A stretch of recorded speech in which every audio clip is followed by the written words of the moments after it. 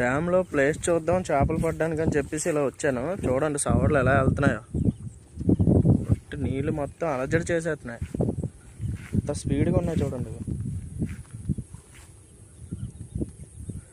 ఇది డ్యామ్ పక్కన వాటర్ ఉండిపోయిన చిన్న గుట్ట, చిన్న చెరువులో ఏర్పడింది. ఇది చాలా పెద్ద సవర్లు ఉన్నాయి.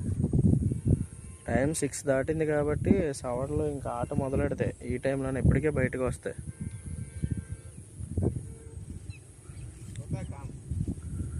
మామూలుగా లేవు.